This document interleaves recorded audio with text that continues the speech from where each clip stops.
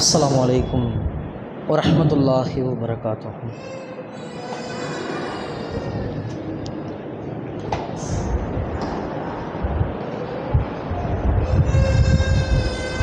இன்னல் ஹம்துலில்லாஹ் வ நஹ்மதுஹு வ நஸ்தஈனுஹு வ நஸ்தக்ஃபிருஹு வ நஊது பில்லாஹி மின் ஷுரூரி அன்ஃபுஸினா வ மின் ஸய்யிஆத்தி அஅமாலினா. மன் யஹ்தியல்லாஹு ஃபலா முதில்ல லஹு வ மன் யுத்லில்ஹு ஃபலா ஹாதிய லஹு. وأشهد أن لا إله إلا الله وأشهد أن محمدا عبده ورسوله أما بعد. يا أيها الناس اتقوا ربكم الذي خلقكم من نفس واحدة وخلق منها زوجها وبث منهما رجالا كثيرا ونساء واتقوا الله الذي تساءلون به والأرحام إن الله كان عليكم رقيبا. يا أيها الذين آمنوا اتقوا الله وقولوا قولا سديدا يصلح لكم أعمالكم ويغفر لكم ذنوبكم ومن يطع الله ورسوله فقد فاز فوزا عظيما. يا أيها الذين آمنوا اتقوا الله حق تقاته ولا تموتن إلا وأنتم مسلمون. பேரும் புகழ்ச்சியும் வல்ல நாயகனாகிய அல்லாஹுவிற்கே உரித்தாகட்டும். அல்லாஹுவின் அன்பும் அருளும் வற்றா பெருங்கருணையும் இந்த உலகத்திற்கு இறுதி தூதராக தேர்ந்தெடுக்கப்பட்ட அண்ணலன் பெருமகனார் நபிகள் நாயகம் ஸல்லல்லாஹு அலைஹி வஸல்லம் அவர்கள் மீதும், அவர்கள் காட்டித்தந்த அடிப்படையில் தங்களுடைய வாழ்க்கையை இயன்றவரை அமைத்து கொண்ட சத்திய சஹாபாக்கள் மீதும் சஹாபிய பெண்மணிகள் மீதும், குறிப்பாக தமிழ்நாடு தௌஹீத் ஜமாத் தஞ்சை வடக்கு மாவட்டம் மேலக்காவரி வடக்கு கிளையின் சார்பாக ஏற்பாடு செய்யப்பட்டிருக்கின்ற இந்த உள்ளரங்கு பயான் நிகழ்ச்சியில் ஒன்று குழுமி இருக்கிற நம்மவர்கள் அனைவரின் மீதும் ஏக இறைவனின் அன்பும் அருளும் உண்டாகட்டுமாக.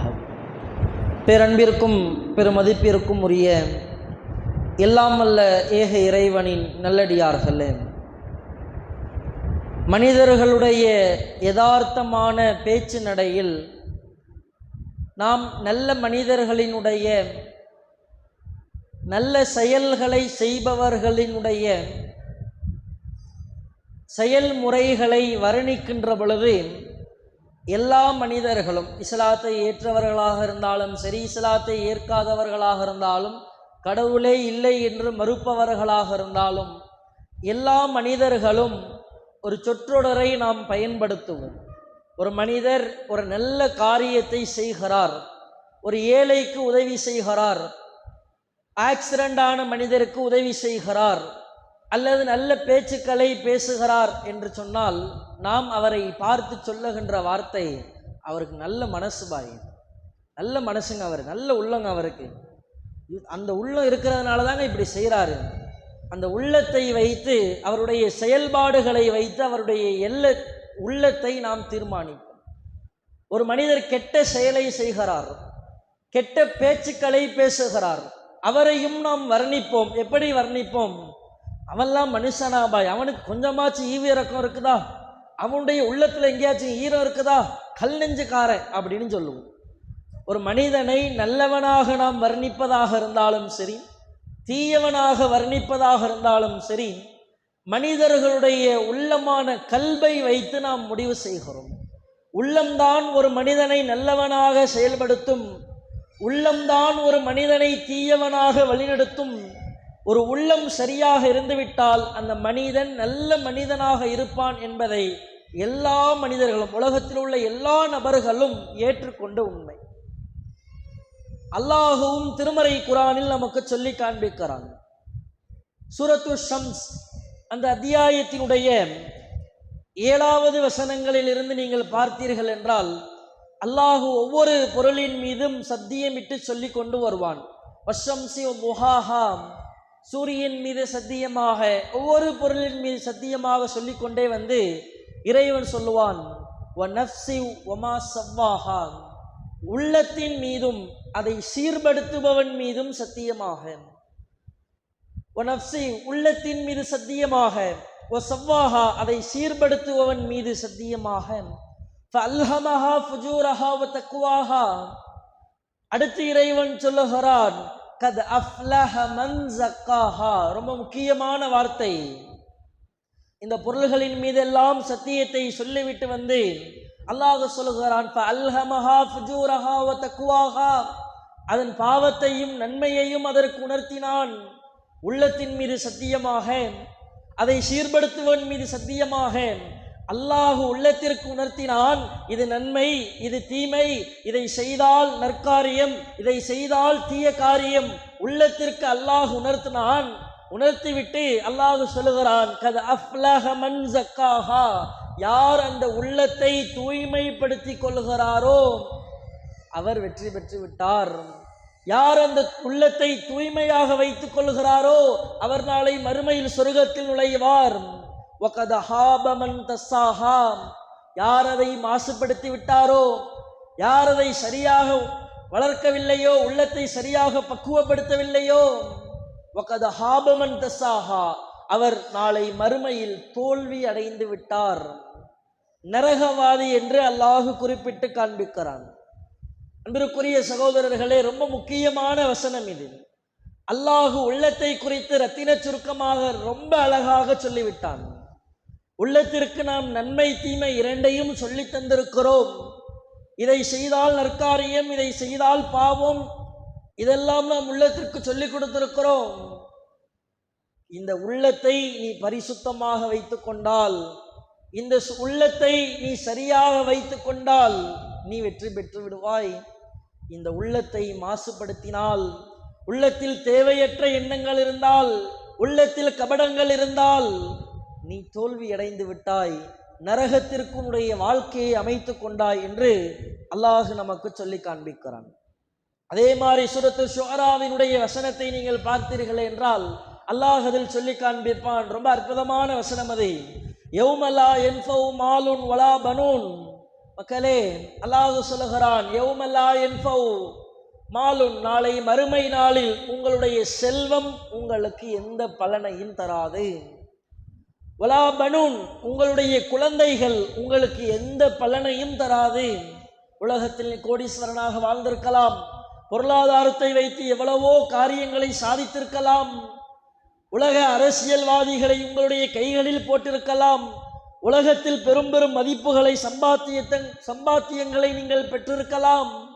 ஆனால் இந்த பொருளாதாரம் நாளை மறுமையில் உனக்கு எந்த பலனையும் தராது. வலா பனூன், உன்னுடைய குழந்தைகள், அவர்கள் மூலமாக நாளை மறுமையில் உனக்கு எந்த பலனும் கிடையாது. அல்லாஹ் சொல்லுகிறான் இல்லா மன் அதா அல்லாஹ பி கல்பின் சலீம். யார் நாளை மறுமை நாளில் தூய்மையான உள்ளத்தில் கரையில்லாதவர்களாக அப்பழுக்கற்ற நல்ல உள்ளத்தோடு அல்லாஹுவை சந்திக்கிறார்களோ அவர்களை தவிர வேறு யாருக்கும் எதுவும் பயன் தராது. நீங்கள் யோசித்து பாருங்கள் சகோதரர்களே, இந்த உள்ளம் என்பது சரியாக இருக்க வேண்டும் என்பது இம்மையில் மட்டுமல்ல, இன்மையில் நீங்கள் நல்ல பெயர்களை பெறுவது மட்டுமல்ல, நாளை மறுமையில் நீங்கள் வெற்றி பெறுவதற்கும் இந்த உள்ளம் என்பது அடிப்படையாக இருக்கிறது. அதனால தான் இந்த உள்ளரங்கு நிகழ்ச்சியில உள்ளம் சார்ந்த தலைப்பை நமக்கு வழங்கி இருக்கிறார்கள். உங்களுக்கெல்லாம் ஒரு செய்தியை நான் நினைவுபடுத்துகிறேன். இந்த பயானினுடைய அடிப்படையாக இந்த செய்தியை வைத்து துவங்கினால் சரியாக இருக்கும் என்று நினைக்கிறேன். அல்லாஹுவின் தூதர் அவர்கள் சொல்லி காண்பிக்கிறார்கள். சஹீஹ் புகாரியினுடைய 52வது செய்தியாக பதிவு செய்யப்பட்டது. அல்லாஹுவின் தூதர் அவர்கள் சொல்றாங்க, இன்னஃபில் ஜஸதி, ஒரு மனிதனுடைய உடலிலே முலகத்துன், ஒரு சதை துண்டு இருக்கிறது, ஒரு சதை பீடம் இருக்கிறது, ஒரு உறுப்பு இருக்கிறது. ரசூலுல்லாஹ் அதை சொல்லிவிட்டு சொல்லுகிறார்கள், இதா சலஹத், அது சரியாகிவிட்டால், அது சீராக இருந்தால், சலஹல் ஜஸது குல்லுஹு, ஒட்டுமொத்த உடலும் சரியாகிவிடும்.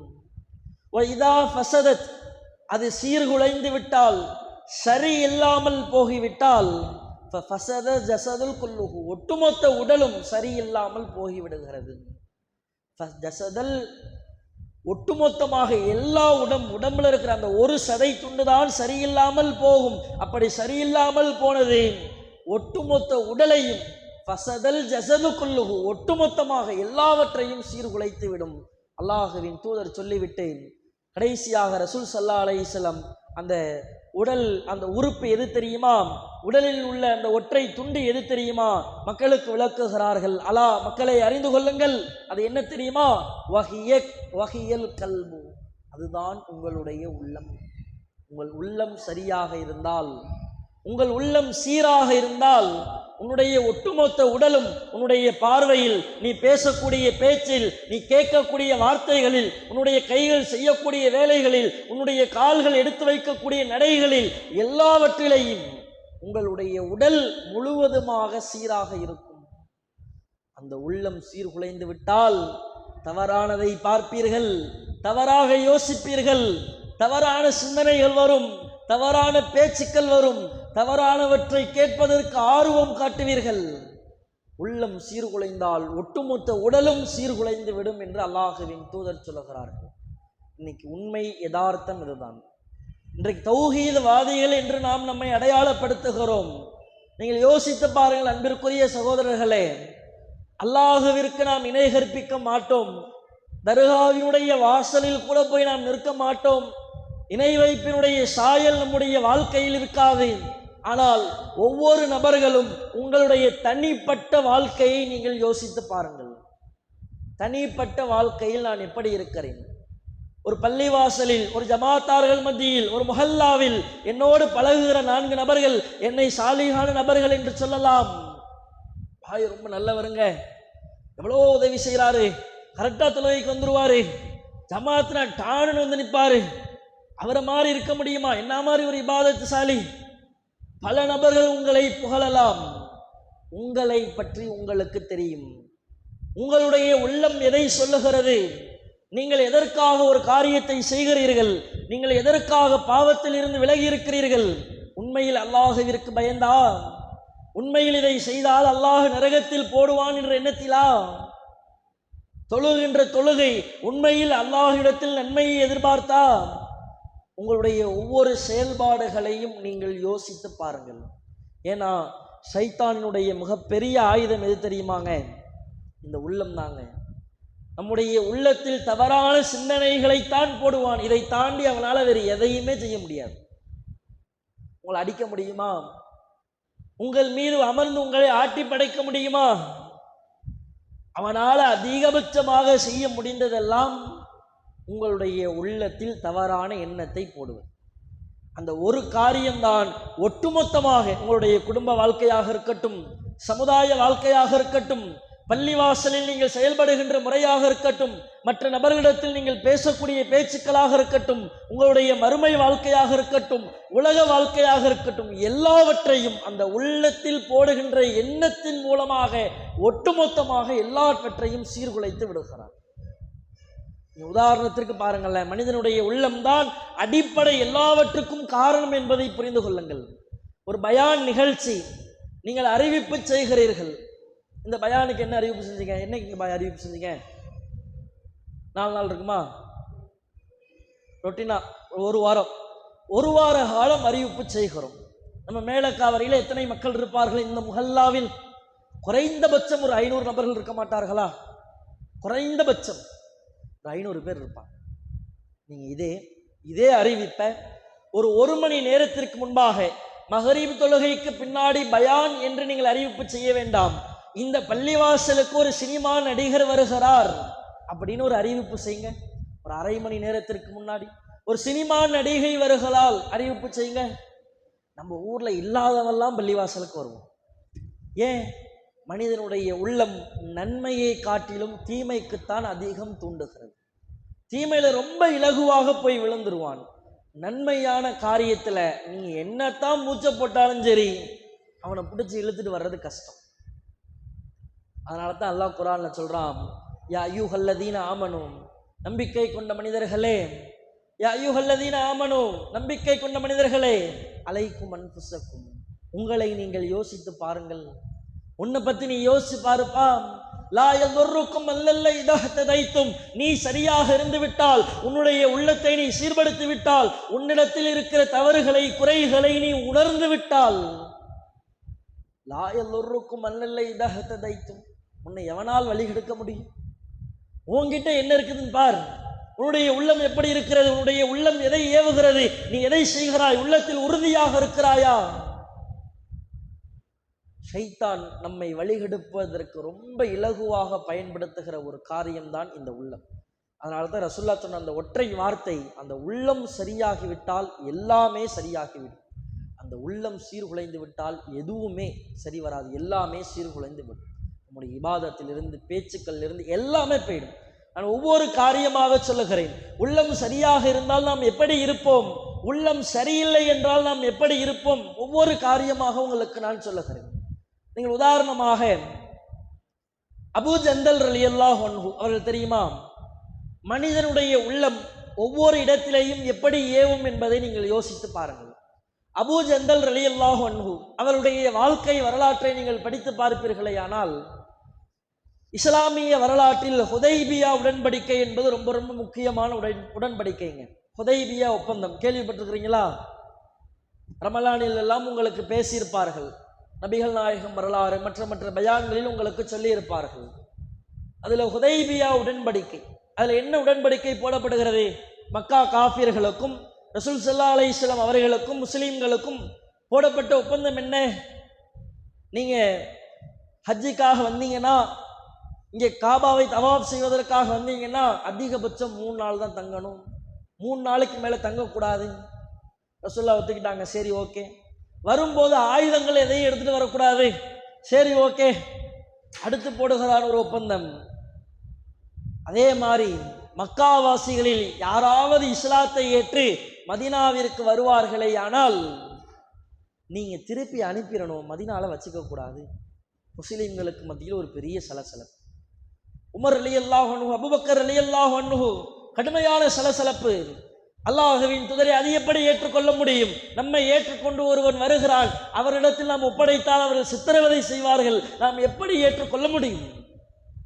அந்த நேரத்தில் அபூ ஜந்தல் ரலியல்லாஹு அன்ஹு வருகிறார்கள், மக்காவில் இருக்கிறார்கள், இஸ்லாத்தை ஏற்றுக்கொண்டார்கள், கையில் விலங்குகள் போடப்பட்டிருக்கிறது. காஃபிர்களுடைய கூட்டத்தில் ஒப்பந்தம் போடுபவர்களுடைய முக்கியஸ்தராக இந்த அபூ ஜந்தலுடைய தந்தை இருக்கிறார். அபூ ஜந்தல் சொல்கிறார், அல்லாஹ்வின் தூதரே, நான் இஸ்லாத்தை ஏற்றுக்கொண்டு இங்கே வாழ்ந்து கொண்டிருக்கிறேன், என்னை கடுமையாக சித்திரவதை செய்கிறார்கள், என்னை உங்களோடு அழைத்து கொண்டு சென்று விடுங்கள். ஹதீஸ்களில் நீங்கள் பார்க்கலாம், அபூ ஜந்தலுடைய உடலை, அந்த தோற்றத்தை பார்த்தால் கடுமையான வேதனையை அனுபவித்தவரை மாதிரி இருக்கும். உடம்புல அங்கங்க காயங்கள். சொந்த வாப்பா பையனை வெளில விட்டா எங்க மதீனாவுக்கு போயிடுவானோ, நபியோட போய் சேர்ந்துருவானோன்னு வீட்டுக்குள்ள சங்கிலி போட்டு கட்டி வச்சிருக்கிறார். அவ்வளவு கொடுமைகள். என்னை கூட்டிட்டு போயிடுங்க நிற்கிறார். அபூ ஜந்தலுடைய தந்தை சொல்லுகிறார், நீங்கள் அபூ ஜந்தலை அழைத்து கொண்டு சென்றால் நான் இந்த ஒப்பந்தத்தை ஏற்க மாட்டேன், மக்கா காஃபிர்கள் யாரும் உங்களோட ஒப்பந்தம் போட மாட்டார்கள், அமைதி சூழ்நிலையை ஏற்படுத்த மாட்டோம் என்கிறார்கள். ரசூலுல்லாஹ் சொல்றாங்க, நம்ம தான் இன்னும் ஒப்பந்தம் போடலையே, அபூ ஜந்தலை மட்டும் விட்டு விடுங்கள். காஃபிர்கள் மறுக்கிறார்கள். அல்லாஹ்வின் தூதர், சரி ஓகே, அபூ ஜந்தலை இங்கேயே விட்டுட்டு போறோம் அப்படிங்கிறாங்க. முஸ்லிம்கள் எல்லாம் அல்லாஹ்வின் தூதரை எப்படி அபூ ஜந்தலை விட்டுட்டு போக முடியும்? இறை கட்டளை கட்டுப்படுவீர்களா மாட்டீர்களா? நபி தோழர்கள் எல்லோரும் அமைதியாகி விட்டார்கள். நீங்கள் அந்த இடத்தில் இருந்தால் என்ன செய்திருப்பீர்கள்? நீங்கள் அபூ ஜந்தலாக இருந்தால் என்ன செய்திருப்பீர்கள்? நீங்கள் யோசித்து பாருங்கள். வாப்பா கொடுமை செய்கிறாரு, எதற்காக? சொத்தில் பிரச்சனையா? படிக்கல நடிக்கிறாரா? வேலைக்கு போக நடிக்கிறாரா? இஸ்லாத்தை ஏற்றுக்கொண்டதற்காக வீட்டில் சங்கிலியால் கட்டி வைத்து அடிக்கிறார், உதைக்கிறார், சித்திரவதை செய்கிறார்.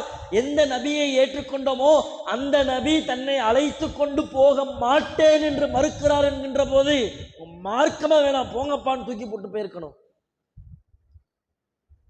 உள்ளத்தில் கலங்கம் இல்லை, உள்ளத்தில் கபடம் இல்லை, உண்மையில் அல்லாஹுவிற்காக இஸ்லாத்தை ஏற்றவர்.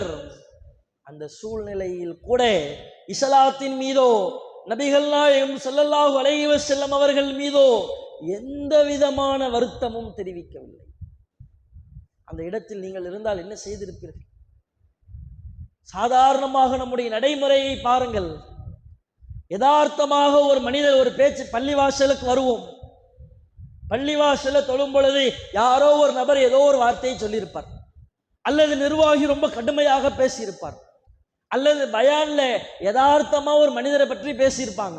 அது நம்மளோட மேட்சா போகும். சைத்தான் போடுவான், பாத்தியா நேத்தி தான் இந்த பிரச்சனை நடந்துச்சு, இன்னைக்கு ஆளை கூட்டு வந்து பேச வைக்கிறாங்க, நம்மளைத்தான் இவர் பேசுறாரு, இனிமே இந்த பள்ளிவாசல் பக்கமே நான் எட்டி பார்க்க மாட்டேன்டா, எனக்கும் இந்த பள்ளிவாசலுக்கு இனிமே சம்பந்தமே கிடையாதுடா, நீ பயான் வை, தொழுவு, பாங்க சொல்லி இக்காமத்து பண்ணி, உனக்கு சந்தா கொடுக்க மாட்டேன், பள்ளிவாசலுக்கு உதவி செய்ய மாட்டேன், எதுவுமே எனக்கு உனக்கு எல்லாம் முடிஞ்சு போச்சு. அவர் யதார்த்தமா பேசியிருப்பார், உங்களை யாருன்னே அவருக்கு தெரிஞ்சிருக்காது. ஆனால் நம்முடைய உள்ளத்தில் சைத்தான் போடுவான், பாத்தியா உனக்காகவே பிளான் பண்ணி கூட்டு வந்திருக்கிறாங்க, நீ செஞ்சதெல்லாம் சொல்லியே பேச வச்சிருக்கிறாங்க. உள்ளத்தில் கபடம் இருந்தால், உள்ளத்தில் சரியில்லை என்றால் சைத்தான் ரொம்ப அழகாக புகழ்ந்து விடுவான். அபூஜஹல் அதை உடை தெரிந்தார்கள். அல்லாஹ்வின் தூதர் மார்க்க சட்டமாக சொல்லிவிட்டார்கள். மதீனால இருக்க முடியல, மக்கால இருக்க முடியல, மதீனாவுக்கு போனா ரசூலா திரும்பி பிடிச்சு கொண்டு வந்து கொடுத்துருவாங்க. என்ன செய்றாரு, மக்காவிலிருந்து ஓடி போய் மக்காவிற்கும் மதீனாவிற்கும் நடுவில் ஒரு பகுதியில் இருக்கிறார். இஸ்லாத்தை ஏற்றவர்கள் எல்லாம் அபூஜஹலோடு சேருகிறார்கள்.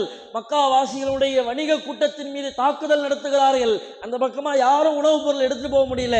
கடைசியா மக்கா வாசிகளை வந்து நபிகள் நாயகம் ஸல்லல்லாஹு அலைஹி வஸல்லம் அவங்கள்ட்ட, எப்பா அந்த ஒப்பந்தத்தை முடிச்சுப்போம், முடியல, இருக்கிறப்போ எல்லா பொருளையும் எடுத்துக்கிறாங்க, நீ மக்கால யாரெல்லாம் இஸ்லாத்துக்கு ஏத்துக்கிறாங்களோ கொண்டு வந்து கூட வச்சுக்கப்பா, அவங்களை அங்கேயிருந்து கூட்டு போப்பா, நீ ஒப்பந்தத்தையே பின்வாங்கி விட்டார்கள். நீங்கள் யோசித்து பாருங்கள் சகோதரர்களை, இந்த ஒரு உறுதி எப்போது வரும்? உள்ளத்தில் கள்ள கபடம் இல்லாமல் இருந்தால், உள்ளத்தில் சஞ்சலம் இல்லாமல் இருந்தால், உள்ளத்தை தூய்மையாக அல்லாஹ் சொல்வது போல் பரிசுத்தமாக வைத்திருந்தால் சைத்தான் நம்முடைய உள்ளத்தில் விளையாட மாட்டான். அந்த உள்ளத்தில் உறுதி இருந்தால், தொழுகையாக இருக்கட்டும், இபாதத்தாக, எதன் மூலமாகவும் நம்முடைய வணக்க வழிபாட்டை, நம்முடைய கொள்கையை யாராலும் சீர்குலைக்க முடியாது. அந்த உள்ளம் சரியில்லைன்னா என்ன தெரியுமாங்க ஆகும்? உதாரணத்துக்கு சொல்றேனே, நாம் எல்லாம் பயன்படுத்துகின்ற வார்த்தை, தௌஹீது கொள்கையில் உறுதியாக இருப்பார், தௌஹீது ஜமாத்தின் போது மிகப்பெரிய பற்றாளராக, ஒரு பெரிய ஆதரவாளராக இருப்பார். பேசுற பேச்சுக்கள் எல்லாம் அவ்வளவு அருமையாக சொல்லுவார். என்ன மாதிரி ஜமாத்து நடத்துறீங்க, ஜமாத்துல ஒரு ஆள் தப்பு செஞ்சா உடனே தூக்கிடுறீங்களேங்க, அது யாரு என்னன்னு கூட பார்க்க மாட்டேங்கிறீங்களேங்க, எவ்வளவு பெரிய இடத்துல தான் தூக்குறீங்களே, உண்மையில் உங்க ஜமாத்து ரொம்ப சூப்பர் பாய், பொருளாதாரத்துல எல்லாத்துக்கும் கணக்கு வச்சிருக்கிறீங்களே, தாவா பண்ணி வார வாரம் ஒரு பயானோட போகுதே, எல்லாம் சூப்பரு, அப்புறம் ஏங்க ஜமாத்துக்கு வர மாட்டேங்கிறீங்க, ஜமாத்துல உறுப்பினர் ஆகுங்களாங்க, ஜமாத்துல இணைந்து பயணிங்களே. பயணிக்கலாம் பாய், வயசுல திருமண வயசுல ஒரு புள்ள இருக்குது, திருமணம் முடிச்சுட்டு ஜமாத்துல வந்து சேர்ந்துக்கிறேனே, ஏன் உங்க ஜமாத்துல சேர்ந்தா நீங்க மண்டபத்துல கல்யாணம் பண்ணக்கூடாதுன்னு சொல்லுவீங்க, எளிமை திருமணம்னு சொல்லுவீங்க, அது எப்படி பாய், அது முடிச்சுட்டு வந்துக்கிறோம். அந்த இடத்துல தாங்க உள்ளம் தடுக்கிறது. ஜமாத்திலேயே ஒரு தாயாக இருப்பார், பயங்கரமாக பேசியிருப்பார், எளிய திருமணம், நீங்கெல்லாம் மனுஷனாடா அப்படிலாம் பயங்கரமா பேசியிருப்பார், காசு பணம் இருந்தா இஷ்டத்துக்கு செலவு பண்ணுவியா, எப்போ திருமணம் ஆகிறதுக்கு முன்னாடி வரைக்கும் திருமணமாகும், குழந்தை பிறக்கும், அந்த குழந்தைக்கு திருமணம் செய்து வைக்க வேண்டிய ஒரு சூழ்நிலை வரும், அல்லது இவரே திருமணம் செய்கிற ஒரு சூழ்நிலை வரும், ஆட்டோமேட்டிக்கா ஆள் அமைதியாயிடுவார். எல்லாம் சொல்லி பார்த்தேன் பாய், இருந்தாலும் உம்மா அப்பா சொல்றாங்க, அவங்க மனசு சங்கடப்படுறாங்க, என்ன செய்யறது, மாப்பிள்ளை வீட்டுல பொண்ணு வீட்டுல ஏத்துக்க மாட்டேங்கிறாங்க, நாம எவ்வளவு சொல்லி பார்த்துட்டோம், அதனால மண்டபத்துல மட்டும் சும்மா வச்சுக்கிட்டு. அப்ப சொல்லுவார், மண்டபத்துல பண்ணக்கூடாதுன்னு ரசூலா சொன்னாங்களாங்க, ரசூல்லா என்னங்க 1000 ரூபாய் 2000 ரூபாய் கல்யாணம் பண்ணிக்கணும்னு சொன்னாங்க, ரசூல்லா என்ன ஒரு வரையறையா வித்தாங்க, எளிமையா பண்ணுங்கன்னு சொன்னாங்க, எங்களுக்கு இது எளிமையா தெரிகிறது, எது லட்சக்கணக்கில் செலவு பண்றது. இதுல மதரசாவில் படிக்கிற ஆலிமாக்களும் விதிவிலக்கு இல்லைங்க. 3 வருட காலம், 2 வருட காலம், 1 வருட காலம் மதரசாவில் படித்திருப்பார்கள், ஆலிமாவாக இருந்திருப்பார்கள், பயான் பேசியிருப்பார்கள், பிள்ளைகளுக்கு பாடங்கள் எல்லாம் எடுத்திருப்பார்கள். பல ஊர்களில் பார்க்கிறோம். திருமணம் என்று ஒன்று வரும், நான் என்ன பாய் செய்கிறது, நான் ஒரு பொம்பளை பிள்ளை, எங்கள் வீட்டில் நான் எவ்வளோதான் ஃபைட் பண்ண முடியும்? எங்கள் வீட்டில் ஒத்துக்க மாட்டேங்கிறாங்க. அத்தா ஒத்த காலில் நிற்கிறாரு, இப்படித்தான் கல்யாணம் பண்ணணும். மாப்பிள்ளை கொள்கையிலே இல்லையம்மா, தௌஹீதே இல்லையம்மா மாப்பிள்ளை கிட்ட. இருந்தாலும் நல்ல பையங்கிறாங்க பாய், ஷிர்க் இல்லைங்கிறாங்க. எப்படியெல்லாம் உள்ளம் தடை போடுகிறது பாருங்க. இன்றைக்கும் இந்த ஜமாத்தில் பல நபர்கள் இணையாமல் இருப்பதற்கு என்ன காரணம்? இந்த திருமணம் என்ற ஒரே ஒரு நிலைப்பாடு. நீங்கள் ஓப்பனாக விட்டு பாருங்க, திருமணம் நீ எப்படி வேணாலும் செஞ்சுக்கப்பா, எவ்வளவு லட்சத்தில் வேணாலும் பண்ணிக்கோ, உன்னை யாரும் விமர்சிக்க மாட்டார்கள், உங்ககிட்ட யாரும் கேள்வி கேட்க மாட்டாங்க. நீ மாலை போடுறியோ, அல்லிஃப் பைனகுமா ஓதுறியோ, இல்லை லட்சக்கணக்கில் செலவு பண்ணுறியோ, பெரிய விருந்து போறியோ, பெண் வீட்டு விருந்து வாங்குறியோ, எல்லாம் பண்ணிக்க, எவனும் எதுவும் கேட்க மாட்டான் அப்படின்னு நீங்கள் சொல்லி பாருங்க. பல ஜமாத்து நீ காலியாக போயிடும். ஏன் நாம் அதை போட மறுக்கிறோம்? சமீபத்தில்ங்க ஒரு 2-3 நாட்களுக்கு முன்னாடி கூட நம்மகிட்ட படித்த ஒரு பையனுடைய வீட்டில் ஒரு திருமணம் நடக்கிறது. அவனுடைய அக்காவினுடைய திருமணம். திருமணத்துக்கு வரமாட்டேன், ஒத்த காலில் நிற்கிறான். நான் வீட்டுக்கே வரமாட்டேன். முதல்ல என்னால் திருமணத்தில் கலந்து கொள்ள முடியாது, என்னால் எந்த உதவியும் செய்ய முடியாது. எத்தனாவது? 10ஆம் வகுப்பு படிக்கிற பையன். சாப்பாடு இல்லை, எதுவும் இல்லைனாலும் பரவாயில்ல, நான் தனியாக போய் இருந்துக்கிறேன், வரவே மாட்டேன். அன்னைக்கு நாம் என்ன செய்கிறோம்? ஒரு தாயாக இருக்கிறோம், ஒரு இமாமாக இருக்கிறோம், அல்லது பல மக்களுக்கு முன்மாதிரியாக இருக்கிறோம். முத நாள் போய் பார்த்துட்டு வந்துடுவோமே, அடுத்த நாள் போய் பார்த்துட்டு வந்துடுவோம். இதில் என்ன தவறு இருக்கிறது? அந்த உள்ளத்தில் ஒரு சமரசத்தை ஏற்படுத்துகிறோம். பார்த்தீங்களா? கல்யாணத்துக்கு போகலான்னா என்னப்பா, எப்படிப்பா அது சரி வருமா? இதுதான் உள்ளம் மாசுபடுதல் என்பது.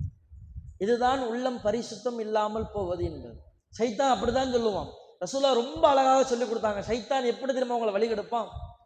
நேராக வந்து அல்லாஹ்லாம் கடவுள் இல்லைப்பா, அல்லாஹ்லாம் வணங்கக்கூடாது, நீ பாடு சிலையை வணங்கு போ, லாத்தூசாவை வணங்குவா, இஸ்லாம்னு ஒரு மார்க்கமே கிடையாது, நபியெல்லாம் அவர் நபியே இல்லை, ஏமாத்தார், போய் சொல்றார், அப்படியா சொல்லுவான்? ரசூலுல்லாஹ் ரொம்ப அழகா சொல்றாங்க. சைத்தான் என்ன தெரியுமா செய்வான்? அது நல்ல பையன் மாறியே வருவான். உள்ளத்துல வந்து கேட்பான், வானத்தை பார், இவ்வளோ பிரம்மாண்டமாக இருக்கு, இதை படைச்சது யார்? அல்லாஹ் தான் படைச்சான். பூமியை பார், எவ்வளவு பயங்கரமாக இருக்கிறது, அதை படைத்தது யார்? அல்லாஹ் தான் படைச்சான். நாம சொல்லுவோம் அல்லாஹ் தான் படைச்சான். மனிதர்களை பாருங்கள், எவ்வளவு அற்புதமான தோற்றங்கள், கண்கள் எப்படி இருக்கிறது, காதுகள் எப்படி இருக்கிறது, எவ்வளவு அழகான தோற்றம், யாரு படைச்சா? அல்லாஹ் தான் படைச்சான். அற்ப உயிரினத்தை, கொசுவை பார், ஈயை பார், எப்படி வாழுகிறது, அது எப்படி உணவு புரட்டுகிறது, அதையெல்லாம் படைத்தது யார்? அல்லாஹ் தான் படைச்சான். இவ்வளோ இதை படைச்சிருக்கானப்பா அல்லாஹ், அந்த அல்லாஹ்வை படைச்சது யாருப்பா அப்படின்னு கொண்டு வந்து நிறுத்துவோம். நல்ல பிள்ளை மாதிரியே எல்லாத்தையும் சொல்லிட்டு கடைசியா கொண்டு வந்து அந்த அல்லாஹ்வை படைச்சது யார்? சைத்தான் உள்ளத்துல போடுவான். நம்ம என்ன செய்வோம்? அப்போ ஆமா, அப்ப அல்லாஹ் எப்படி வந்தான், எப்படி உருவான், அல்லாஹ்வை யார் படைச்சிருப்பான், யார் ஃபர்ஸ்ட் அல்லாஹ் எப்படி வந்திருப்பான், இப்படி பல சிந்தனையை ஏற்படுத்துவான். ரசூலுல்லாஹ் சொன்னாங்க, இப்படி ஒரு சூழ்நிலைக்கு நீங்கள் தள்ளப்பட்டால் அஊது பில்லாஹி மினஷ் ஷைத்தானிர் ரஜீம், விரட்டப்பட்ட ஷைத்தானிடமிருந்து நான் பாதுகாப்பு தேடுகிறேன் என்று சொல்லுங்கள். இது ஷைத்தானுடைய சூழ்ச்சி என்றார்கள். ஷைத்தான் அப்படித்தான் நம்முடைய உள்ளத்தை வழிகெடுப்பான். ஒவ்வொரு விஷயமா ஒரு உலகத்துல பண்ணாததா? ஒரே ஒரு பிள்ளைய வச்சிருக்கிற, நீ போய் காசு பணம் இல்லையா உங்ககிட்ட, நீ என்ன சாப்பாட்டுக்கு வழி இல்லாமையாப்பா இருக்கிற, உன் உறவுக்காரங்க எத்தனை பேர் இருக்கிறா, அவன்லாம் நாளைக்கு உன்னை கேள்வி கேட்க மாட்டானா? யாருக்கும் தெரியாம கல்யாணம் பண்றதுக்கு நீ திருட்டு கல்யாணமா பண்ற? 1000 கேள்விகளை போடுவான். அந்த 3 நாள் மன உளைச்சலோடையே சுத்திக்கிட்டு இருப்பார். நீங்க பாருங்க, நமக்கு பள்ளியில திருமணத்துக்காக வேண்டி பதிவு பண்றதுக்காக வருவாங்க. நம்ம வச்சிருக்கோம்ல, 15 நாளைக்கு முன்னாடியே வரணும், தகவல் கொடுக்கணும். வருகின்ற பொழுதே முகத்துல ஒரு டல்லோடய வருவார். சந்தோஷத்தோட வருகிற பல நபர்களை நம்ம பார்க்கறதே இல்லை. கல்யாணம்னு எப்படி சந்தோஷத்தோட வரணும்லாங்க, பையன் கல்யாணம் வச்சிருக்கேன் பண்ணி கொடுங்க, வரும்போதே சோகமாக தான் வருவார். திருமணம் பண்ணணும் பாய். நாம அடுத்த கேள்வி கேட்போம், திருமணம் எப்படி? யோசிச்சு பஸ் கட் அவுட் இருக்கக்கூடாதுங்க, பேனர் இருக்கக்கூடாதுங்க, ஆடம்பர செலவுகள் இருக்கக்கூடாது, இருந்தா பாதிலே நிறுத்திடுவாங்களா மாட்டாங்களா, உண்மையைத்தான் சொல்றாங்களா, சந்தேகத்திலேயே இருப்பார். ஏன்? நம்முடைய உள்ளத்தில் நாம் பதிய வச்சுட்டோம், ஆடம்பரமாக பண்ணினால்தான் அது திருமணம், ஊர்க்காரர்கள் மெச்சுகின்றபடி பண்ணால்தான் அது திருமணம், பல வெட்டி செலவுகள் இருந்தால் தான் அது திருமணம். முடிவெடுத்து விட்டு இவ்வளவு ஏங்க? நம்முடைய உள்ளம் எப்படி இருக்கிறது என்று நீங்கள் பாருங்கள். கத் அஃப்லஹ மன் ஸக்காஹா, அல்லாஹ் குர்ஆனில் சொன்னானே, யார் தூய்மையான உள்ளத்தை யார் சரி செய்து விட்டாரோ, தூய்மைப்படுத்தி விட்டாரோ, அவர் நாளை மறுமையில் வெற்றி பெற்று விட்டார். இல்லையா?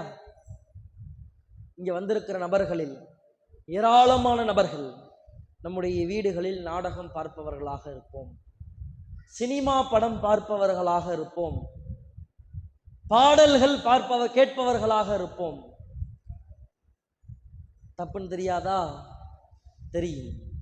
நாடகத்தை பத்தி எடுத்தா, ஆமா இவங்களுக்கு பெண்களை பார்த்தாலே இதை தாண்டி வேறு எதுவுமே ஞாபகம் வராது, எப்ப பார்த்தாலும் நாடகம் அப்படின்னு சொல்லக்கூடிய பெண்களும் இருக்கலாம்.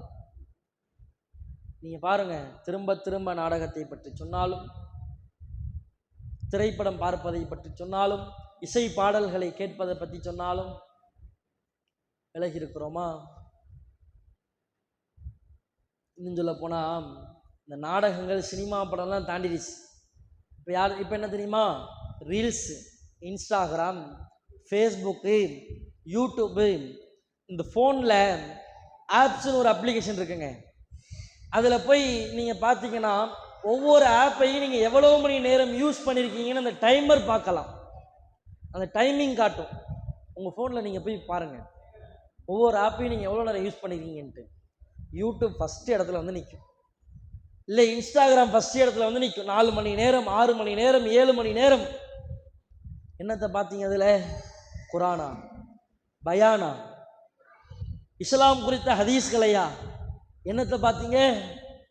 வெறும் சினிமா பாடல்கள், ரீல்ஸுகள், கதைகள். இதுக்கு நாம் என்ன தெரியுமா காரணம் சொல்கிறோம்? இதில் என்ன பாய் தப்பு இருக்குது? எல்லாரும் தானே. இது என்ன பாரதூரமான குற்றமா? சைத்தான் அப்படிதான் போடுவான்.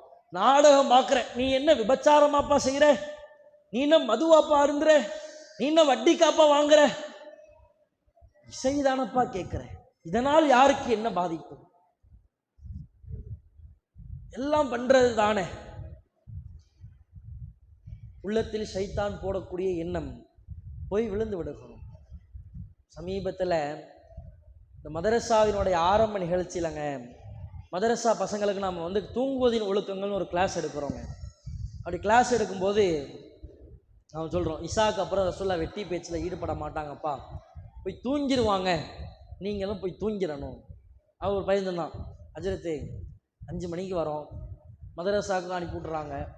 மதரசா முடிச்சுட்டு 6 மணிக்கு மகரீப் தொழுகெல்லாம் முடிச்சுட்டு டியூஷன் போயிடுறோம். 9 மணிக்கு தான் வரோம். வந்து ஸ்கூல் ஹோம்ஒர்க் எழுதி, டியூஷன் ஹோம்ஒர்க் எழுதி படுக்கிறதுக்கு 10 மணி ஆகிடுது அஜரத்து. சரிடா, ஹோம்ஒர்க் முடிச்சுட்டு தூங்கிடணும். யாரும் என்ன செய்யக்கூடாது? வெட்டி பேச்சில் ஈடுபடக்கூடாது, வீணாக விளையாண்டுக்கிட்டு இருக்கக்கூடாது, செல்ஃபோன் யூஸ் பண்ணக்கூடாது அப்படின்னு சொல்லி அனுப்பணும். அடுத்த நாள் வந்தான், அஜரத்து நான் படுத்து பார்த்தேன், போர்வையும் எடுத்து போத்துனேன், குப்பரையும் படுத்தேன், தலைவாணியும் எடுத்து மூஞ்சில் வச்சு பார்த்துட்டேன் அஜரத்து, என்னால் தூங்க முடியல. ஏன்டா, என்னடா ஆச்சு? நான் என்ன பண்ணுறது, எங்கள் உம்மா பக்கத்தில் படுத்துக்கிட்டு ரீல்ஸ் பார்க்குறாங்க, என்னத்தை பார்த்தாலும் கண்ணு அங்கே தானே போகுது. இப்போ என்ன செய்ய முடியும் சொல்லுங்கள்? பல வீடுகளில் இதானுங்க யதார்த்த நிலைமை. புருஷன் சாப்பிட்டானா இல்லையா தெரியாது, வந்தானா இல்லையான்னு கூட தெரியாது. பல வீடுகளில் சாப்பாடு டைனிங் டேபிளில் வச்சுட்டு எல்லாத்தையும் எடுத்து வச்சுட்டு போய் பெட்டில் படுத்துட்டு கையில் ஃபோன் எடுத்து ஹெட்செட்டை போட்டோம்னா நேரம் ஓடும் 10, 11, 12. செல்ஃபோனில் சார்ஜ் குறைஞ்சிருச்சின்னு ஒரு அலர்ட் வரும். அப்போ தான், ஓ சார்ஜ் போயிடுச்சா, தூங்கணும்பா அப்படின்னு மூடி வைப்போம். இளம் பிள்ளைகளும் விதிவிலக்கல்ல, திருமணம் முடிந்த தாய்மார்களும் அதில் விதிவிலக்கு இல்லை. அன்னைக்கு ஒரு அம்மா ஃபோன் அடித்தாங்க, மக்தமாசா பேரண்ட்ஸ் ஃபோன் அடிச்சு, பாய் பிள்ளை சொல்கிறதையே கேட்க மாட்டேங்கிறான், அவனை கண்டிங்க பாய். என்னம்மா செஞ்சான்?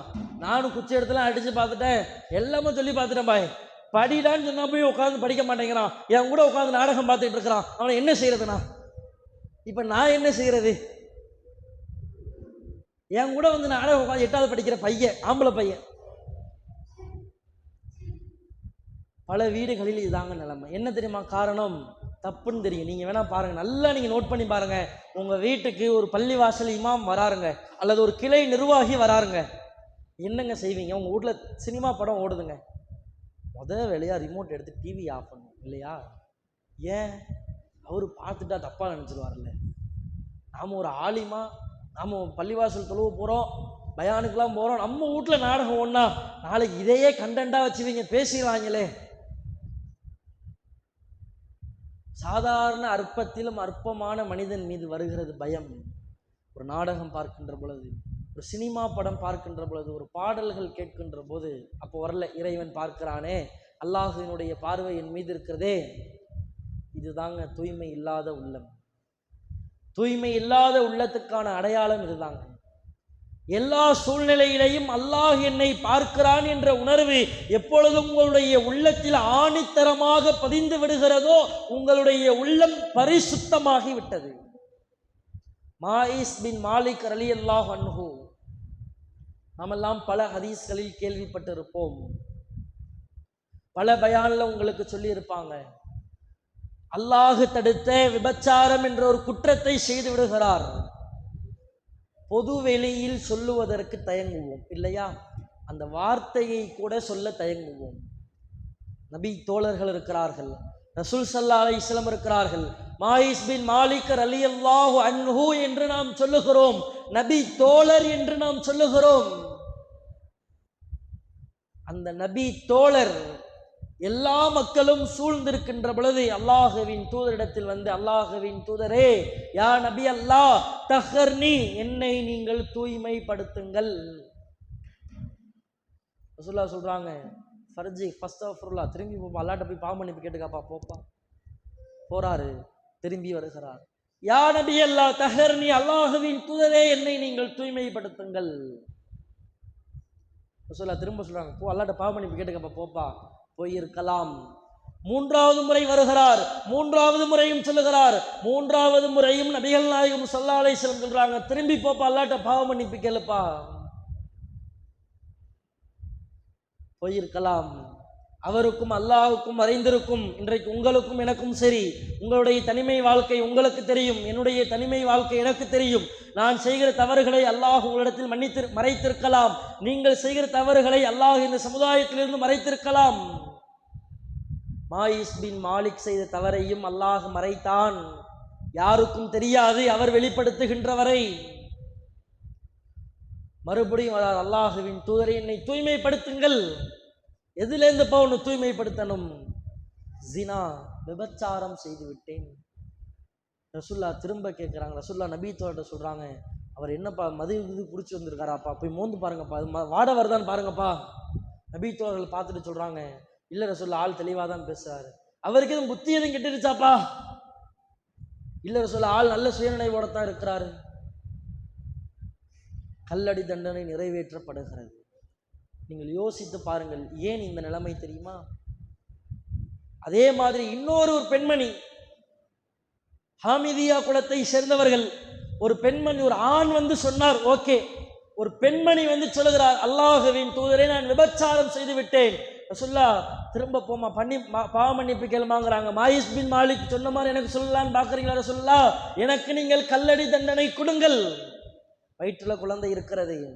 ரசூலுல்லாஹ் குழந்தையை பெற்றுட்டு வாங்குறாங்க. குழந்தையை பெற்றெடுத்து 10 மாத காலம், எத்தனை மாதங்கள் குழந்தை இருந்ததோ அத்தனை மாதங்கள் குழந்தையை பெற்றெடுத்து விட்டு கை குழந்தையோடு வருகிறாள். அல்லாஹுவின் தூதரை, எனக்கு தண்டனையை நிறைவேற்றுங்கள். கையில பச்சிலம் குழந்தை. அல்லாஹுவின் தூதர், பால் குடி காலம் முடியட்டும், பால் கொடுத்து விட்டு வாருங்கள். 2 வருட காலங்கள் பால் தருகிறார்கள் அந்த அம்மையார். நீங்கள் யோசித்து பாருங்கள், அந்த நபி தோழி 10 மாத காலம் குழந்தை, 2 ஆண்டு காலம் ஏதோ ஒரு ஊருக்கு சென்றிருக்கலாம். நபிகள் நாயகம் ஸல்லல்லாஹு அலைஹி வஸல்லம் தேடி வரப்போவதில்லை, நம்மளை ஞாபகம் வைத்திருப்பாங்களான்னு தெரியாது. 2 வருட காலம், ஏறத்தாழ 24 மாதங்கள் நம்மை நபிகள் நாயகம் மறந்திருப்பார்கள், ஊரில் உள்ளவர்கள் மறந்திருப்பார்கள், நாம் எங்கோ போய் யாருக்கும் தெரியாமல் வாழ்ந்திருக்கலாம். கையில குழந்தைக்கு ஒரு ரொட்டி துண்டை கொடுத்து விட்டு, பால் குடி காலம் நிறைவேறி விட்டது, அல்லாஹுவின் தூதரே, எனக்கு கல்லடி தண்டனை நிறைவேற்றுங்கள். இது எப்பங்க வரும்? நம்முடைய உள்ளம் சரியாக இருந்தால் வரும். உலகத்தில் தப்பித்து விடலாம், உலகத்தில் யாரை வேண்டுமானாலும் ஏமாற்றி விடலாம், உலகத்தில் மறைத்து விடலாம். ஆனால் அல்லாஹ்விடத்தில் மறைக்க முடியாது. இந்த உலகத்திலேயே தண்டனை நிறைவேற்றப்பட்டு விட்டால், அல்லாஹுவின் தூதரே தண்டனை நிறைவேற்றிவிட்டால், நாளை மறுமையில் நான் அந்த பாவத்திற்கு ஆளாக மாட்டேன், தப்பித்து விடலாம். அல்லாஹுவை அஞ்சியதனுடைய வெளிப்பாடு, உள்ளம் பரிசுத்தமாக இருந்ததின் வெளிப்பாடு, தான் செய்த உச்சபட்சமாக மனிதர்கள் கேவலமாக நினைக்கிற விபச்சார குற்றத்தை கூட ஒட்டுமொத்த சமுதாயத்தின் முன்னிலையில் வந்து ஒப்புக்கொண்டார்கள் அந்த நபி தோழர்கள். அது உள்ளம் சரியாக இருந்தால் வருங்க. உள்ளம் சீராக இருந்தால் நம்முடைய எல்லா செயல்பாடுகளும் மாறுங்க. அல்லாஹுவின் தூதர் நபி தோழர்களுக்கு சொல்லுகிறார்கள், அத்தக்குவா ஹாஹுனா, தன்னுடைய உள்ளத்தை நெஞ்சு பகுதியை சுட்டிக்காட்டி சொல்லுகிறார்கள், இறை அச்சம் என்பது உன்னுடைய தோற்றத்தில், நீ போடுகிற ஆடையில், நீங்கள் போடுகிற தொப்பிகளில், நீங்கள் போடுகிற ஜிப்பாக்களில், உங்களுடைய தாடிகளில், உங்களுடைய முடிகளில், உங்களுடைய வெளிப்படையான தோற்றத்தில் இல்லை, நீங்கள் செய்கிற செயல்களில் இல்லை. அத்தக்குவாஹுனா, அல்லாஹுவை அஞ்சுவது உள்ளத்தில் இருக்கிறது. உள்ளத்துல இருக்கணும் அல்லாஹுவின் மீதான பயம். 4 பேர் பார்க்கிறான், இல்லை நம்மை கேள்வி கேட்பார்கள், இல்லை யாரும் இல்லை, அல்லாஹ் ஒருவன் மட்டும்தான் என்னை பார்க்கிறான், நான் என்ன தவறு செய்தாலும் எவனுக்கும் தெரியாது. அந்த சூழ்நிலையில் கூட இது தப்புப்பா, நம்ம செய்யக்கூடாது அப்படின்னு உள்ளம் சொல்லுது பார்த்தீங்களா?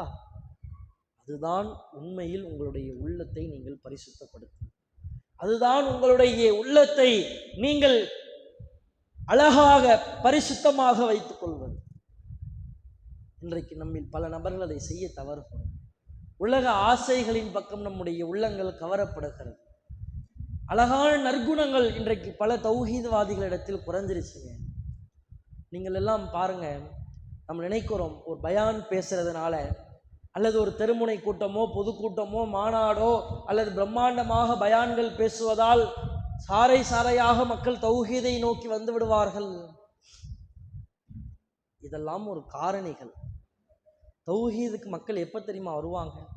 இஸ்லாத்தை மக்கள் எப்ப தெரியுமா ஏற்பார்கள்?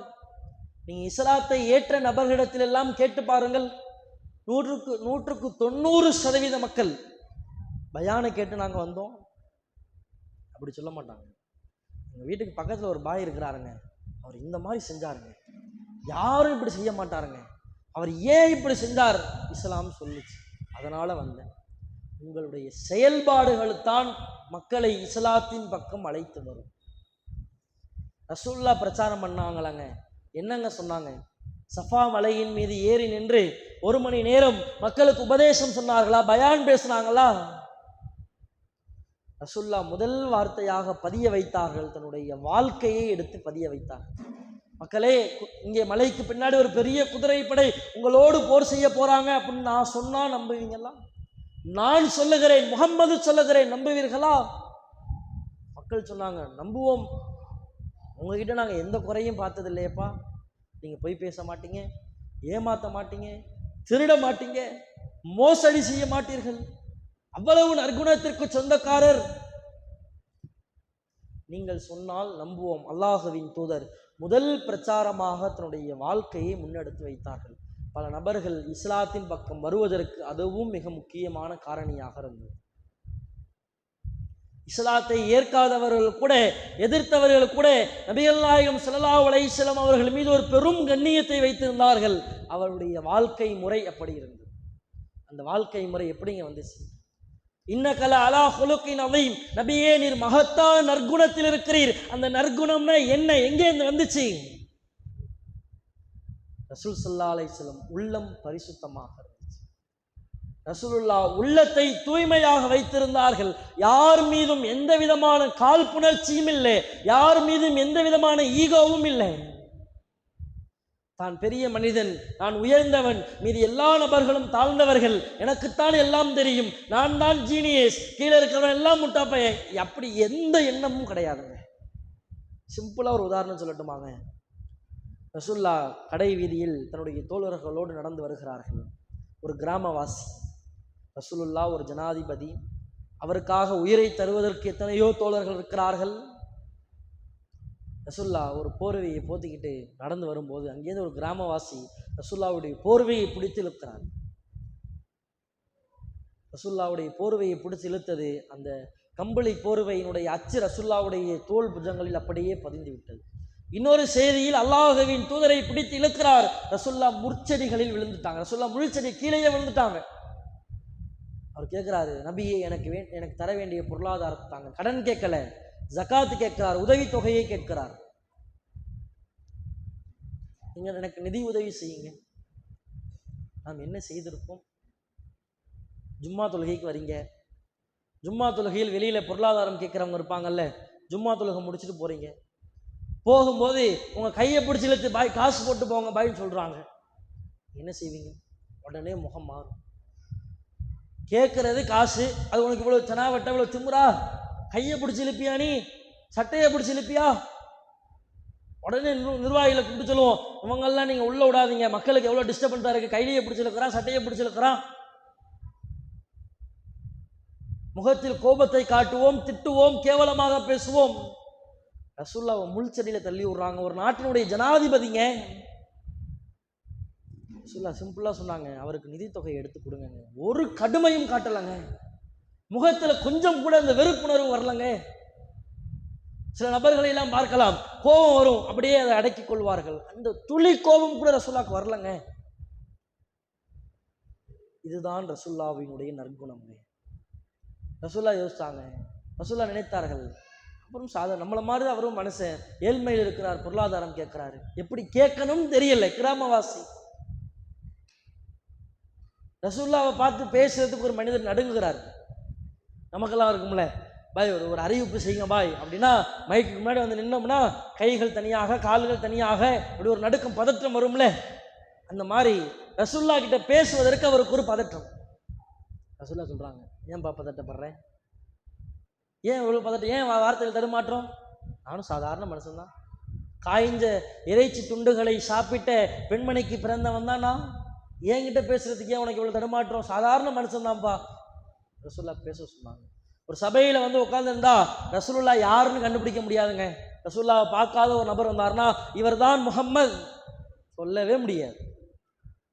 எல்லா நபர்களை மாதிரி ரசூல்லா இருப்பாங்க, அவ்வளவு எளிமையாக இருப்பார்கள். பேச்சில் நளினம், நடத்தையில், செயல்பாடுகளில், எல்லாவற்றிலையும் ஒரு அழகிய நற்குணம்னு இருக்குல்லங்க. அது எப்போ வரும்னா உள்ளம் சரியாக இருந்தாதாங்க. அந்த உள்ளம் சரியில்லைன்னு வச்சுக்கோங்களேன், குடும்பத்தில் ஆரம்பிக்கிற சண்டையில இருந்து குடும்ப நிர்வாகம், பொது நிர்வாகம், வாழ்க்கை, செயல்பாடுகள், உறவுகள், கம்பெனியில, ஆபீஸ்ல, எல்லாத்துலேயும் பிரச்சனை.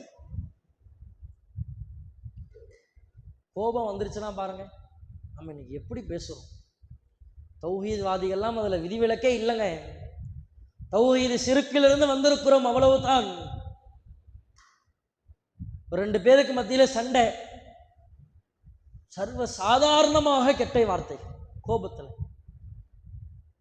யதார்த்தமாக பேசுகிறோம், என்னமோ அதிலே ஊறி போனவன் மாதிரி அந்த கோபத்தில் அந்த வார்த்தைகள் எல்லாம் வெளிவரும். யாரை பேசுகிறோம்? நம்மோடு பயணிக்கிற கொள்கைவாதி, நம்மோடு பள்ளிவாசலில் தொழுது சக தோழன். சண்டையில என்ன தவினாலும் பேசுவோம், அதில் நம்ம பெருமையா வேற சொல்லுவோம். கோபம் வந்துருச்சுன்னா என்னையெல்லாம் யாராலையும் கட்டுப்படுத்த முடியாது பாய். நான்லாம் கோபம் வந்துட்டோம்னா அவ்வளோதான், நான் பட்டு பட்டுன்னு பேசிவிடுவோம் பாய். பேச்சு வெட்டு ஒன்று துண்டு ரெண்டு தான் பாய். ரசூல்லா ஒரு பெண்மணிங்க கபூரில் உட்காந்து அழுதுகிட்டு இருக்கிறாங்க, பிள்ளையை பறி கொடுத்துட்டாங்க, மௌத்தா போயிட்டான் பிள்ளை. ரசூல்லா ஆறுதல் சொல்கிறாங்க. அந்த அம்மாவுக்கு தெரியலை வந்தது ரசூல்லான்னு. அவங்க சொல்கிறாங்க, உனக்கு வந்தால் தெரியும்ப்பா, உன் குடும்பத்தில் யாராச்சும் மௌத்தா போனால் தெரியும். அந்த மாதிரி வார்த்தைகள் கடுமையாக பேசி விடுறாங்க. ரசூல்லா ஒன்றுமே பேசாமல் அமைதியாக கடந்து போகிறாங்க. ரசூல்லா அந்த இடத்துல என்ன செய்திருக்கலாம்? ஒரு நாட்டின் ஜனாதிபதி, இறை தூதர், உன் குடும்பத்தில் மௌத்தா போனால் தெரியும், உனக்கு வந்தால் தெரியும் இப்படி சொன்னால் ரசூல்லா என்ன வேண்டுமானாலும் செய்திருக்கலாம்.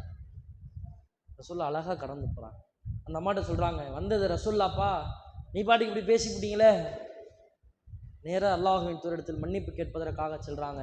ரசூல்லா அந்த நேரத்தில் கூட சொல்கிறாங்க, பொறுமைனா என்ன தெரியுமா? இன்னம சபுரு இந்த சதுமத்தில் ஊலா. பொறுமை என்பது ஆரம்பத்தில் வருவது தான். கோபம் வர்றப்ப வர்ற ஸ்டார்டிங்கில் வர்ற அந்த கட்டுப்பாடு இருக்கு பார்த்தீங்களா, அதுதான் பொறுமை. எல்லாம் பேசி முடிச்சுட்டு கடைசியா அல்லாஹ்வுக்காக மன்னிச்சிங்க பாய் அப்படின்னா நீங்கள் பார்க்கலாம், பயங்கரமாக சண்டை போட்டுப்பாங்க. பயங்கரமாக சண்டை போட்டு அல்லாஹ்வுக்காக மன்னிச்சிங்கப்பா, ஏதோ கோபத்தில் பேசிக்கிட்டேன். இப்போ மனிதர்களுடைய உள்ளத்தில் கடுமையான காயத்தை ஏற்படுத்துகிறோம். இன்றைக்கு பல தௌஹீத்வாதிகளுடைய பேச்சுக்கள் சர்வசாதாரணமாக அடுத்தவர்களை குறித்து புறம் பேசுவது. பல நபர்களை நீங்கள் பார்க்கலாம். நம்ம கிட்ட பேசும்போது சூப்பராக பயான் பேசுறீங்க பாய், என்னமா உதாரணத்துக்கு சொல்கிறேன், நல்ல சூப்பராக இருக்கு, செம்மையாக பேசுறீங்க, உங்களை மாதிரி யாராச்சும் பயான் பேச முடியுமா? அற்புதமான பயான் பாய், அப்படி உட்கார்ந்த இடத்துல இருந்து நவரவே இல்லையே, அப்படி நல்லா சிரிச்சுட்டு பேசுவார். சரி பாய் வரேன் பாய், அஸ்ஸலாமு அலைக்கும் அப்படின்னு போன உடனே பயானா பேசுகிறான் மனுஷன், கண்ணு போய் சொருவுதுப்பா, என்ன தலைப்பு என்ன பேசிக்கிட்டு இருக்கிறான் இப்படின்னு பேசும். உதாரணம் பல நபரிடத்தில் நீங்கள் பாருங்கள், சாதாரணமாக பேசுவோம், உங்களை மாதிரி பண்ண முடியுமா, நீங்கள் எவ்வளோ பெரிய ஆள், நீங்கள் எவ்வளோ நல்ல மனிதர். அவர் போனதுக்கப்புறம் முதுகுக்கு பின்னாடி இவெல்லாம் மனுஷனாங்க, இவெல்லாம் தௌஹீத்வாதியாக இருக்கிறதுக்கே தகுதி இல்லாதவங்க, அவனை குறித்து குறை பேசுவோம், புறம் பேசுவோம். இன்றைக்கும் நம்முடைய வாழ்க்கையில் அது இருக்கிறது. இதெல்லாம் நம்ம தப்புன்னு நினைக்கிறது இல்லை. அடுத்தவனுடைய குறைகளை அவனை தவிர இது எல்லார்ட்டையும் பேசுவோம். அதில் என்னங்க ஃபாய்தா இருக்குது? என்கிட்ட இருக்கிற தப்பை என்கிட்ட சொன்னீங்கன்னா நான் திருத்திப்பேன், என்னையை விட்டுட்டு மீதி இருக்கிற எல்லார்ட்டையும் சொன்னீங்கன்னா உங்கள் நன்மைகளை நான் சம்பாதித்து கொண்டு இருக்கிறேன். பல முஸ்லீம்கள் அது நம்முடைய பொழுதுபோக்காக போய்விட்டது. ஒருத்தர் நம்ம இன்ட்ரோடியூஸ் ஆகணும், நட்பு வச்சுக்கணும், என்ன பேசுவோம் ஒரு இடத்துல, நாம் பார்க்குற எல்லா தவறுகளையும் குறைகளையும் தான் முதலில் பேசுவோம். உள்ளம் சரியாக இருந்தால் இந்த நற்குணங்கள்லாம் ஆட்டோமேட்டிக்காக அவருங்க அடுத்தவர்களை குறித்து பேசக்கூடாது.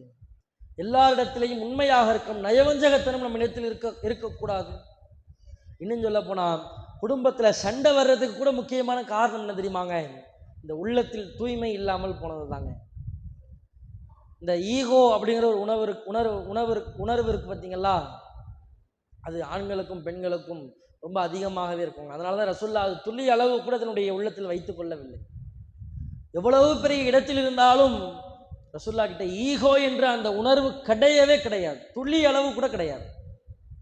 ஈகோன்னு சொல்றதா இருந்தா தமிழ் தூய தலைமையில் சொல்றதா இருந்தா தற்பெருமை, நான் செய்யறது தான் கரெக்ட், நான் சொல்றது தான் கரெக்ட், மீதி அவன் சொன்னாலும் சரியில்லை, மீதி யார் செய்தாலும் அது சரியில்லை. மாமியார் மருமகள் பிரச்சனையில இருந்து கணவன் மனைவி பிரச்சனையிலிருந்து எல்லாவற்றுக்கும் அடிப்படை இந்த தற்பெருமை, அந்த ஈகோ என்ற குணம் தான். இப்போ பல சண்டையில் பாருங்க, ரசூலுல்லாஹ் அதை ரொம்ப அழகா கையாண்டாங்க. மனைவிமார்களோடு சண்டை, ரசூலுல்லாஹ் கோச்சிக்கிட்டு போயிட்டாங்க. 1 மாத காலம் யார் வீட்டுக்கும் வரமாட்டேன்ட்டாங்க ரசூலுல்லாஹ், யார் வீட்டுக்கும் போகலை. அந்த மாதம் 29 நாளில் முடிஞ்சிருச்சு. நேராக ஆயிஷா ரலியல்லாஹு அன்ஹா வீட்டுக்கு வராங்க, சலாம் சொல்கிறாங்க. ஆயிஷா ரலியல்லாஹு அன்ஹா பதில் சலாம் சொல்கிறாங்க. இப்போ ஆயிஷா ரலியல்லாஹு அன்ஹா என்ன கேட்கணும், என்னங்க கேட்கணும்? ஒரு மாதம் உங்கள் கணவன் சண்டை போட்டு உங்களை பார்க்காம இருக்கிறார், உங்ககிட்ட பேசலை, உங்கள் வீட்டுக்கே வரல, 1 மாதம் கழித்து வரார், நீங்கள் என்ன கேட்பீங்க? என்னங்க எப்படி இருக்கிறீங்க, சாப்பிட்டீங்களா, ஆள் துரும்பா இழைச்சி போயிட்டீங்களே, என் மேலே தாங்க தப்பு, நான் தாங்க அப்படி செஞ்சுட்டேன், என்னதான் இருந்தாலும் நீங்கள் கோச்சிட்டு போயிருக்கக்கூடாதுங்க, இப்படி தானே பேசணும். நல்லா இருக்கீங்களா எப்படிங்க தானே கேட்கணும். பதில் சலாம் சொல்லிட்டு ஆயிஷா ரலியல்லாஹு அன்ஹா கேட்குறாங்க, என்னமோ 1 மாதம் வரமாட்டேன்னு சொல்லிட்டு போனீங்க, 29 நாள்லேயே வந்து நிற்கிறீங்க, எப்படி இருக்கும் ரசூலுல்லாஹ்? ஒரு கணவனாக உங்களுக்கு எப்படி இருக்கு உங்கள் மனைவி இப்படி கேட்டா? என்னமோ கோவப்பட்டு சாப்பாடு வேணான்னு சொன்னீங்க, பிரியாணி ஆக்கி வச்சோன்னா முதல்ல வந்து கையை வச்சுருக்கீங்க அப்படின்னு சொன்னால் நீங்கள் என்ன செய்வீங்க? சாப்பாடு பாத்திரம் பறக்கும் இல்லையா? ரசூலுல்லாஹ் சொல்கிறாங்க, என்னம்மா செய்கிறது, இந்த மாதம் 29லேயே முடிஞ்சிருச்சு. ரசூலுல்லாஹ் நேராக உள்ளே போயிட்டாங்க. அழகா, இதுதாங்க அந்த குணம். ஈகோங்கிறது சுத்தமாக துளி அளவு கூட இல்லைங்கிறதுக்கான குணம் இதாங்க. கணவனாக இருக்கலாம், ஜனாதிபதியாக இருக்கலாம், இறை தூதராக இருக்கலாம், என் மனைவி இப்படி தான் கோவப்படுவாங்க, திடீர்னு சைலண்ட் ஆவாங்க. அந்த குணம் மட்டும், அந்த விட்டு கொடுக்குற அந்த குணம் உள்ளத்தில் ஆழமாக இருக்க வேண்டும். அது ஈகோவை சுத்தமாக துடைத்தெடுக்கும். அது இல்லைன்னா இந்த சண்டை சச்சரவு எல்லாம் வரும். நீங்கள் யோசிச்சு பாருங்கள், திருமணமான வாழ்க்கையில் கணவன் மனைவி சண்டை வராமல் இருக்கவே இருக்காது. சண்டை போட்டிருப்பீங்க உங்கள் மனைவி கூட, அல்லது உங்கள் கணவன் கூட சண்டை போட்டிருப்பீங்க. அந்த சண்டையினுடைய ஆரம்ப புள்ளி நீங்கள் என்னன்னு பாருங்கள், 2 பேரும் மாற்றி மாற்றி பேசியிருப்பீங்க. கடைசியில் கணவன் ஒரு பக்கம் மூஞ்ச திருப்பிப்பார், மனைவி ஒரு பக்கம் மூஞ்ச திருப்பிப்பாங்க. 5 நாள் 10 நாள் ஆகும், பேசிக்கவே மாட்டாங்க. சொந்த வீட்டுக்குள்ளேயே 2 வீடாக இருக்கும். ஒரு நகைச்சுவையாக கூட ஒன்று சொல்லுவாங்கங்க. இந்த கணவன் மனைவின்னு வந்ததுனால சொல்கிறேன். விட்டு கொடுக்குற உணர்வுக்காக ஒரு தம்பதியர் கடுமையான சண்டை, கணவன் மனைவி 2 பேரும் பேசிக்க மாட்டாங்க. இவர் கணவன் காலையில் ஆஃபீஸுக்கு போகணும், கடுமையான முக்கியமான வேலை, மீட்டிங். அவர் என்ன செய்கிறாரு, எழுப்பி விடணும்ல காலையில். அதனால் ஒரு பேப்பரில் எழுதுகிறார், காலை 5 மணிக்கு எழுப்பவும் அப்படின்னு பேப்பரில் எழுதி டேபிளில் வச்சுட்டு மனைவியை கூப்பிட்டு சைகை காமிக்கிறார், பேப்பரில் எழுதியிருக்கிறேன் அப்படின்ட்டு. அந்த அம்மா அப்படி எட்டி பார்க்குறாங்க, காலை 5 மணிக்கு எழுப்பி விடவும் அப்படின்னு எழுதியிருக்கிறதுல. சரின்னு போயிட்டாங்க, இவரும் படுத்துட்டார். காலையில் 9 மணி, சூரியன் சுள்ளுன்னு அடிக்குது. ஆள் எந்திரிச்சு பார்த்து கத்துதார், டைமை பார்த்துட்டு, உன்னை காலையில் எழுப்ப சொன்னா இல்லையா? அந்த அம்மா மறுபடியும் சைகை காமிக்கிறாங்க, டேபிளை பாரு அப்படின்ட்டு. இவர் எட்டி பார்க்குறார், நேரம் 5 ஆகிவிட்டது, எந்திரிக்கவும் அந்த அம்மா எழுதி வச்சிருக்கிறாங்க. இப்படி எழுதி வச்சிருந்தா விளங்குமா? கணவன் மனைவி மத்தியில் அந்த விட்டு கொடுக்குற குணம் என்பது எப்போ வரும்? என்னதான் இருந்தாலும் என்னுடைய மனைவிப்பா, என்னதான் இருந்தாலும் என் புருஷன், என்கிட்ட கோபப்படாம யார்கிட்ட கோபப்படக்கூடாது. அந்த குணம் எப்பொழுது வரும் என்றால், உள்ளத்தில் தற்பெருமை இல்லாமல் போனால். ஏங்கிட்டே ஒரு ஆண்மகன் கணவன், ஏங்கிட்டே நீ கோபப்பட்ட, ஏங்கிட்டே நீ இப்படி பேசிட்டிய, நான் என் பையனுடைய அம்மா 20 வருஷம் வளர்த்துருக்கிறேன், ஏங்கிட்டே வந்த உடனே இப்படி பேசுவியா? உங்க அம்மா கொடுமை பண்றாங்க. இந்த பல பிரச்சனைகளுக்கு அடிப்படை காரணமே நற்குணங்கள் நம்மிடத்தில் குறைந்தது. அந்த நற்குணங்கள் உள்ளம் தூய்மையாக இருந்தால்தான் வரும். ஒரே ஒரு செய்திகளை, ஒரு 2 செய்திகளை சொல்லி முடித்துக் கொள்றேங்க. ஒரு நல்ல உள்ளம் எப்படி இருக்க வேண்டும் என்றால், இந்த குகையில் தஞ்சம் புகுந்தவர்களுடைய செய்திகளை நீங்கள் படித்திருப்பீர்கள், பல பயான்களில் உங்களுக்கு சொல்லியிருப்பார். அதுல ஒரு நபர் நடந்து போறாங்க, ஒரு 3 பேர், கடுமையாக மழை பெய்யுது. அந்த அதிசய சுருக்கமாக சொல்றேன். ஒரு குகையில போய் தஞ்சம் போடுறாங்க. ஒரு பாறை உருண்டு வந்து பாதையை அடைச்சிருச்சு, வெளில போக முடியல. தள்ளுறாங்க, இழுத்து பார்க்குறாங்க, என்ன பண்ணாலும் ஒன்றும் பண்ண முடியல. 3 பேரும் முடிவு பண்ணுறாங்க, அல்லாட்ட கையேந்திருவோம். ரசூலுல்லாஹ் சொல்கிறாங்க, முன்னாடி ஒரு காலத்தில் நடந்துச்சுன்னு. ஒவ்வொரு நபராக தன் வாழ்க்கையில் செய்த, அல்லாஹ்விற்காக செய்த நல்ல காரியங்கள் அதெல்லாம் சொல்லிட்டு வராங்க. நான் பெற்றோரை எப்படி பார்த்துக்கிட்டேன், வியாபாரம், எல்லாத்தையும் சொல்கிறாங்க. அதில் ஒரு நபர் சொல்கிறாரு, ஒரு அழகான பெண்மணி இருந்தால் அந்த பெண்மணியை அடைவதற்கு நான் முயற்சி செய்தேன். அவளுக்கு அப்படியான ஒரு இக்கட்டான சூழ்நிலை ஏற்பட்டுச்சு. ஹதீஸுடைய சுருக்கம். திருமணம் முடிக்காமல் ஒரு பெண்ணை அடைவதற்கு முயற்சி செய்கிறார். அந்த பெண்ணை தீண்டுவதற்கான கடைசி வினாடி பொழுதில் அந்த பெண்மணி ஒரு வார்த்தை சொன்னால், அல்லாஹ்விற்கு பயந்து கொள். என்கிட்ட பொருளாதாரம் இருந்துச்சு, செல்வம் இருந்துச்சுன்னா அந்த பொண்ணுக்கு காசு கொடுத்தேன், எல்லாம் பண்ண, என்னை யாரும் கேள்வி கேட்க முடியாது. அந்த பெண் சொன்ன ஒற்றை வார்த்தை, அல்லாஹ்விற்கு பயந்து கொள். நான் எந்த தவறும் செய்யாமல் வந்து விட்டேன். இதுதான் தூய்மையான உள்ளம், இறை அச்சமுள்ள உள்ளம் வெளிப்படுவதற்கான முகாந்திரம். எவ்வளவு பெரிய பாரதூரமான தவறா இருந்தாலும் சரி, ஒரு சின்ன ஒரு நெருடல் வரும் பாருங்க, இதை செஞ்சோம்னா அல்லாஹ் குற்றம் பிடிச்சிருவானா. உள்ளத்தில் ஒரு தயக்கம், இதை போய் செய்யலாமா? கடுமையான நெருக்கடியாக இருக்கும். பொருளாதாரத்தில் பெரிய நெருக்கடியில் தள்ளப்பட்டிருப்போம். வட்டிக்குத்தான் வாங்கி ஆக வேண்டும் ஒரு சூழ்நிலை வரும்.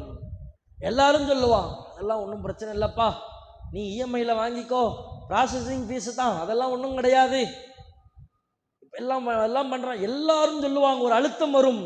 அந்த சூழ்நிலையை கூட உள்ளத்தில் ஒரு நெருடல் இருக்கும்.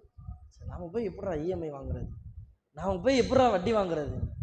அந்த நெருடல் தாங்க நம்முடைய உள்ளம் தூய்மையாக இருக்கிறதுங்கிறதுக்கான வெளிப்பாடு. அல்லாஹ் சொல்லுகிறான், கடைசியாக இந்த வசனத்தை சொல்லுகிறேன், உங்களுடைய உள்ளத்தில் ஆழமாக பதிய வைத்துக் கொள்ளுங்கள். நாமெல்லாம் நம்மை மூமீன்கள் என்று சொல்லுகிறோம். அல்லாஹ் மூமீன்களுக்கான அடையாளத்தை வெளிப்படுத்தி காண்பிக்கிறான். இன்னமல் முஃமினூன அல்லதீன, மூமீன்கள் என்றால் எப்படிப்பட்டவர்கள் தெரியுமா? மூமீன்கள் என்றால் எப்படி இருப்பார்கள் தெரியுமா? இன்னமல் முஃமினூன அல்லதீன இதா துக்கிரல்லாஹு வஜிலத் குலூபுஹும். அவன்கிட்ட நீ போய் 1 மணி நேரம் பயான் பேச வேணாம், வளவலன்னு அவன்கிட்ட கதையா சொல்ல வேண்டாம். இதா துக்கிரல்லாஹ், அல்லாஹ் என்று அவனிடத்தில் நீங்கள் சொன்னால், வஜிலத் குலூபுஹும், அவனுடைய உள்ளமெல்லாம் அப்படியே நடுங்கிவிடும். ஒண்ணுமே செய்வானாம். பாய் அல்லாஹ் இருக்கிறான் பாய், அவ்வளவுதான், டோட்டலா சரண்டர் ஆயிடுவார். அல்லாஹ் என்று வார்த்தையை சொன்னால் யாரெல்லாம் மூமின்களாக இருக்கிறார்களோ அத்துணை நபர்களுடைய உள்ளங்களும் அப்படியே நடுநடுங்கிவிடும். இதா துலியத் அலைக்கும் ஆயாத்துக்கும் ஜாதத்துக்கும் ஈமான்.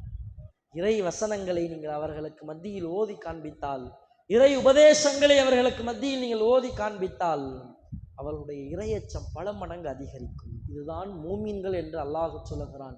அப்படியான மூமின்களாக நாம் இருக்க வேண்டும் என்றால் நம்முடைய உள்ளத்தை களப்பற்றதாக, மனோ இச்சைக்கு இடம் கொடுக்காமல், மனம் போன போக்கில் அமைத்து கொள்ளாமல், ஷைத்தான் உள்ளத்தில் போடுகிற எல்லா சிந்தனைகளுக்கும் அவன் செய்கிறான், இவன் செய்கிறான், அவர்கிட்ட இல்லையா, இவர்கிட்ட இல்லையா, யாரையும் அல்லாஹும் பார்க்க மாட்டாங்க.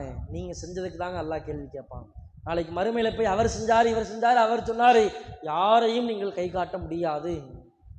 நீங்கள் செய்ததற்கு அல்லாஹ்விடத்தில் கூலி கிடைக்கும். இதை உள்ளத்தில் ஆணித்தரமாக பதிய வைத்து நம்முடைய உள்ளத்தை அல்லாஹுவுக்கும் அல்லாஹுவின் தூதருக்கும் கட்டுப்பட்டவர்களாக, தூய்மையான உள்ளமாக, நல்ல மனிதர்களாக வாழக்கூடிய ஒரு நற்பாக்கியத்தை வல்ல ரஹ்மான் உங்களுக்கும் எனக்கும் தந்தருள் புரிவானாக. வாஹிர் தவானா அல்ஹம்துலில்லாஹி ரப்பில் ஆலமீன். அஸ்ஸலாமு அலைக்கும் வரஹ்மத்துல்லாஹி வபரகாத்துஹு.